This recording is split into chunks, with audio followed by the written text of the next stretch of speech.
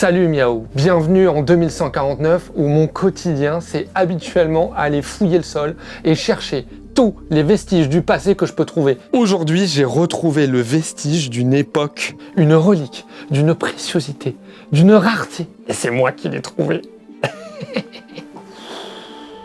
Je me sens pas bien, ça a plus de 100 ans. Ça a plus de 100 ans.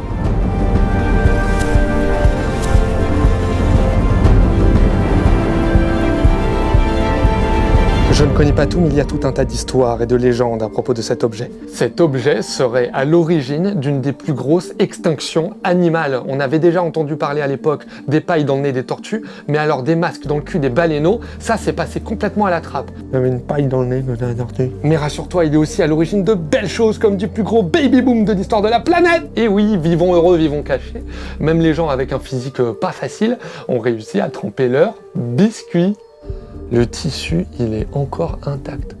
Les coutures sont parfaites, mais ça devait valoir une fortune, ce truc-là. Ça mérite d'être dans un musée. Ça...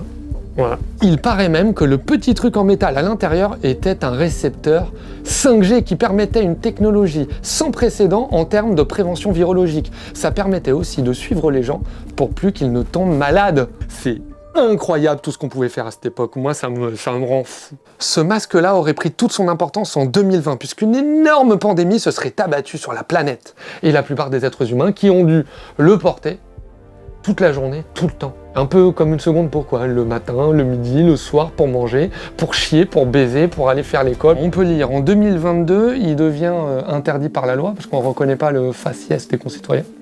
En 2023, du coup, il devient un accessoire de mode. Plus t'as d'argent, plus t'as un masque en diamant, tout ça. Et juste après, un outil de protestation. Le masque pour tous, enfin bref. Aujourd'hui, c'est le deuxième plus beau jour de toute ma vie, parce que j'ai trouvé un paquet tout neuf. C'est d'une rareté. Je ne vais pas pouvoir m'empêcher de ne pas l'ouvrir. Oh!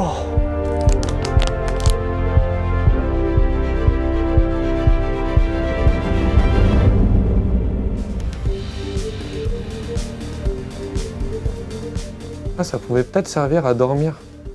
Non. En vrai, je suis pas convaincu. Hein. On n'est pas convaincu. Hein. Non, pas trop. J'ai rencontré une Natacha, je vais lui donner. Ça ferait un beau cadeau. Apparemment, la moitié de la planète en découvrait son utilisation, alors qu'un peuple, à l'autre bout du monde, l'utilisait déjà depuis des générations pour se protéger. Et soi, et les autres. Et ça, moi, ça m'émeut.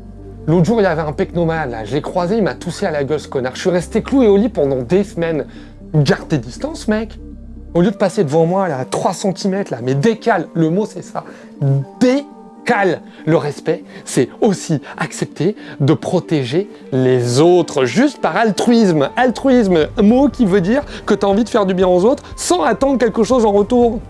Je sais pas si ça protège des virus, mais je pue de la gueule. Hein.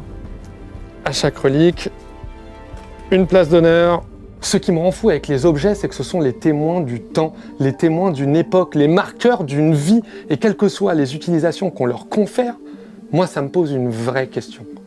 Qu'est-ce que je vais faire, moi, pour marquer mon temps? Bon, allez, je te laisse. Moi, je suis beaucoup trop excité d'aller chercher des nouvelles reliques. Et en attendant, prends soin de toi. Miaou!